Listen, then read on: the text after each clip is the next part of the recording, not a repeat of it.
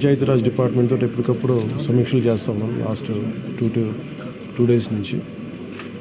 ముందస్తుగా అందరూ అనుకున్నట్టుగానే ఇది వర్షం ఎక్కువైంది, తను వచ్చే సహజ వరద అనుకున్నాం. ఆ తర్వాత రికార్డ్ బ్రేక్లో అసలు ఎవరు ఊహించిన విధంగా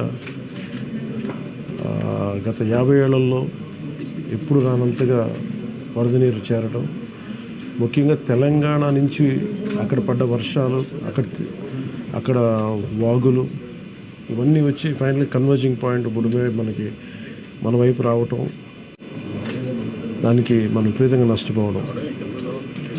అలాగే ముఖ్యంగా విజయవాడ ఎందుకు ఇంత గురైందని చూస్తే,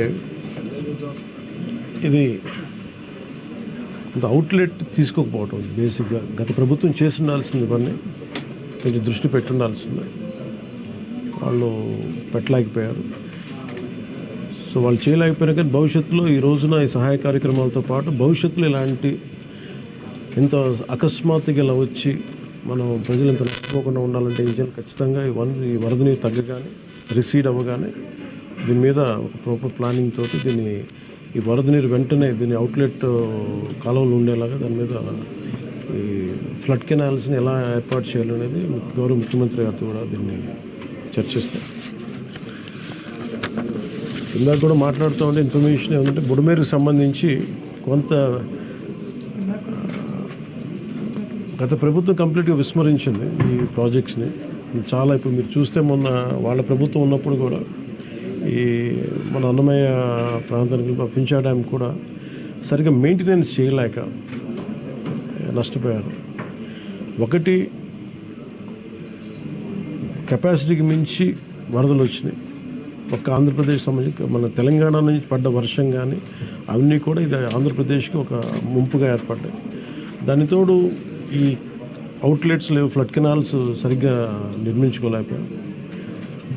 ఒకటి, మన స్టేట్ బైఫర్కేషన్ నుంచి ఇప్పుడు దాకా మన ఇన్ఫ్రాస్ట్రక్చర్ ఇలాంటి భవిష్యత్తులో జరగకుండా, నగరాలకు ఎలాంటి ముంపు వాటిల్లకుండా ప్రతి నగరాన్ని కూడా నేను అసెస్ చేయాల్సిన అవసరం ఉంది. ప్రస్తుతం విజయవాడని ప్రత్యేక కోణం నుంచి దీని మీద దృష్టి పెట్టాలి. అదొకటి ఫ్లడ్స్ అయిపోయిన తర్వాత ఆలోచిస్తున్నాం. ప్రస్తుతానికి సిసోడియా గారు చెప్పడం, దీన్ని డిజాస్టర్ మేనేజ్మెంట్ హెడ్గా, స్టేట్ డిజాస్టర్ మేనేజ్మెంట్ హెడ్గా ఆయన మా దృష్టికి తీసుకొచ్చింది ఏంటంటే, ప్రస్తుతం రిసీడ్ అవుతున్న నీళ్లు పెరగట్లేదు. రేపటికి ఇది మనకి ప్రకాశం బ్యారేజ్లో 5 lakh క్యూసెక్స్కి 5 దాకా వచ్చేస్తుందని చెప్తా ఉన్నారు. సో మేజర్ ప్రమాదం మనం తప్పింది. అంటే చాలా అదృష్టవశాత్తు ఇది భగవంతుడి కరుణ అనుకోవాలి. ఆల్మోస్ట్ ఒక 10-12 వేల క్యూసెక్లు రీచ్ అయ్యి ఉంటే అసలు టోటల్ అసలు మనం ఊహించిన ప్రమాదం జరిగి ఉండేది. అసలు మనం ఎవరో కూడా అన్కంట్రోలబుల్గా జరిగి ఉండేది. ఒకటి, ఇది మేజర్గా చెప్పాలంటే ప్రకృతి విపత్తు. ఇంకొంచెం తక్కువ స్థాయిలో మనం డ్యామేజ్ అయ్యిండేది ఒకటి, బుడమేరు కనుక గత ప్రభుత్వం సరిగ్గా మెయింటైన్ చేసి ఉంటాయి.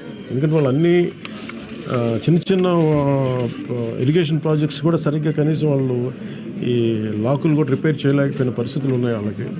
సో ఇప్పుడు వాళ్ళని తిట్టి కూడా ప్రయోజనం లేదు. ఎందుకంటే ఇది ముందు మనం ప్రస్తుతం మా చేతిలో ఉన్నది ప్రభుత్వం ఏమన్నా మేము ఏం చేయాలని ఆలోచిస్తామని ఉన్నంతలో మొత్తం కూర్చోబెట్టి దాదాపు ఇండియన్ ఎయిర్ ఫోర్స్ నుంచి, నేవీ నుంచి, హెలికాప్టర్స్ ద్వారా, అలాగే డ్రోన్స్ ద్వారా ఫుడ్ సప్లై అన్నీ చేస్తూ ఉన్నాం.